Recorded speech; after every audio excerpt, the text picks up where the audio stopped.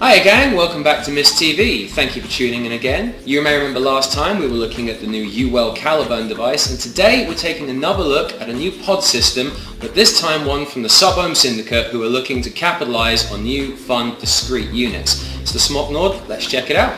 We've got our lovely box just here. One of the first things you'll notice before we actually crack this bad boy open is Smok's new authentication hologram sticker just here. Now, if you've been using Smok for a little while, you may remember they've had a few issues with clones and competitors. This is a new system that Smok have put into place to give you a lot more confidence in what you're purchasing. Let's pop it open and take a look.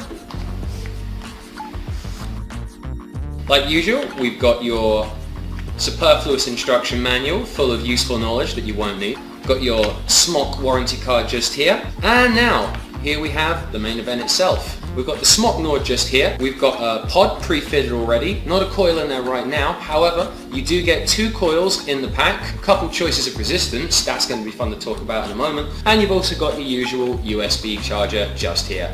The device will come with most of the battery on there already. So once you've got it, you can just fill it, plug, play, and puff away.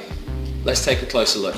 So we've got the device just here, available in a variety of funky colours. Some of these resin tones are actually pretty damn groovy. It's nice to know that they're finally making a classy vape. Classy people. We've got a little viewing window on the pod just here so you can accurately gauge the amount of liquid that you're working with. We've also got a front-facing fire button just here and a base-loaded charging pod just here. Let's take it apart and have a closer look at filling it. The pod removes from the vape with a minor application of force. It's not so tight you'll be yanking away all day, not so loose you'll be worried about it falling out in your pocket. Got a nice clear acrylic just here, so it's easy to gauge the juice levels you've got here. Now right off the bat there is not a coil installed, but we're going to go ahead and put one of those in right now and you're going to see just how easy a process this is. Now as mentioned before, you do get 2 coils in the pack when you purchase it. One of them will be a 1.4 traditional standard coil. That'll be this fella just here.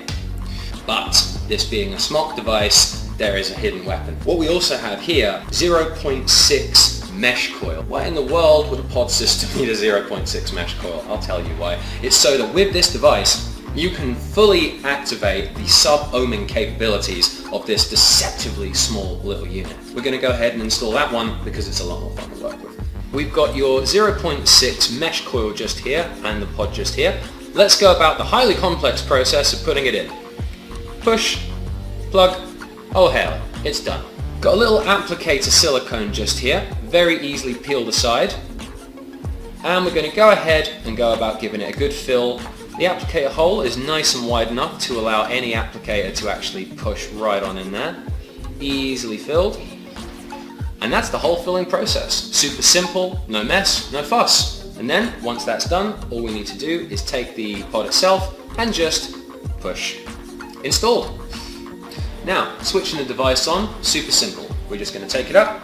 Got a single button on there, so not easy to make mistakes. 1, 2, 3, 4, 5. You get the flash, flash, flash. You can also test the amount of stored battery on the device by giving it a quick, rapid double tap. At which point the light should glow green to indicate that you've got a full battery, or amber or red if it's a lower amount.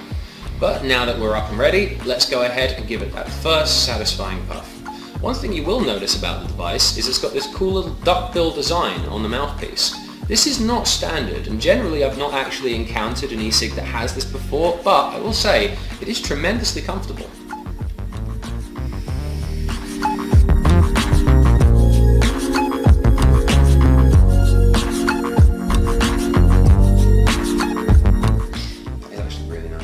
You don't expect the kind of cloud that you just got from a pod system like this, which is what makes it stand out against all the other pods I've ever looked at. Now, as mentioned previously, you do get a variety of coils to choose from with this device, and also available on the market, proving that this is a pod device with far more versatility than any other currently available. You can get a 1.4 ohm ceramic coil. With ceramic coils, you generally get quite a bit more life out of them, so that's definitely something to consider. However, one thing you do want to think about is this 1.4 coil's CBD capabilities. The 1.4 coil is very moderate, it releases a very reasonable amount of vapor, and it's perfect if you intended to purchase a Nord as a nice, tight, discreet CBD machine. However, with this fine coil we have locked in right now, we can become vape trick gods.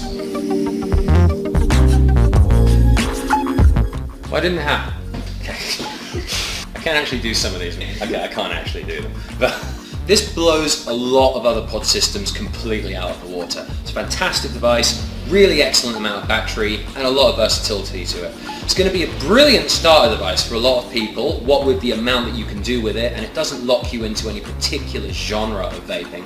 They have tried to target the sub-ohming crowd with this device, and whilst it is going to be a pleasant backup device for those people, you might find that if you've been using a Vupu Drag 2 for a while, it's not quite going to give you the kick that you were looking for, but it's a really nice backup for when you want something that you can take into a church hall without someone kicking you out.